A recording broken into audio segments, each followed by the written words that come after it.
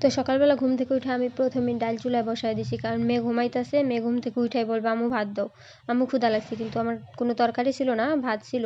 তো আগে ডাল বসায় দিছি। তো ডাল বাগার দেওয়ার জন্য আমি এখানে পেঁয়াজ আর রসুন কেটে নিচ্ছি, ডাল হয়ে গেছে। তো আমি ডাল বাগার দিতে চাই, আপনাদের সাথে আমি একটি আমার চুলার সমস্যার কথা শেয়ার করি। তো আমার এই চুলাটায় এই চুলা কেউ ভুলেও কিনবেন না। কারণ কি, এক পাশের চুলা আগুন ধরাইলে আরেক পাশের চুলা আগুন অটোমেটিক, আরেক চুলার পাশের চুলার আগুন কমাইলে আরেক পাশের চুলার আগুন বাইরা যায়। তো এটা একটা মারাত্মক সমস্যা। একসাথে দুই চুলা একসাথে আমি কিছুতেই রান্না করতে পারি না। এই তো ডাইল বাগার দিয়া গরম গরম ডাইল দিয়ে মেরে ভাত খাইতে চলে আসলাম। তো আমি ভাত খাইতেছি, তো ভাত খাইতে আমার অনেক সময় লাগছে।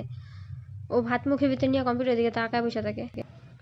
এদিকে কালকে মা মেয়ে দুইজনের একজনও গোসল করি নাই। তো ভাবলাম আজকে গোসল করে নিই। ওর আগে গোসল করাই দিছি, ও গোসল করতে চায় নাই, জোর করে গোসল করাই দিছি।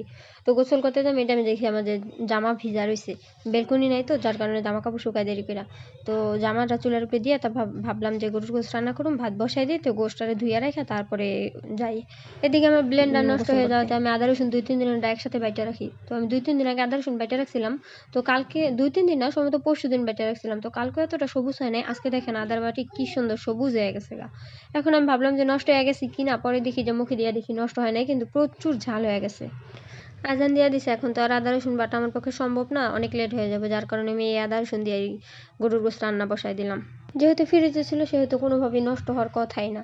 তো ওইটা দিয়ে বসাই দিলাম। তো আমি এইখানে গরুর মাংস মশলা কষানো হয়ে যাওয়ার পরে আমি গোস্তগুলোকে দিয়ে একটু নেড়ে চেড়ে তারপর ঢেকে দিব, প্রায় আধা ঘন্টার মতো জাল দিব।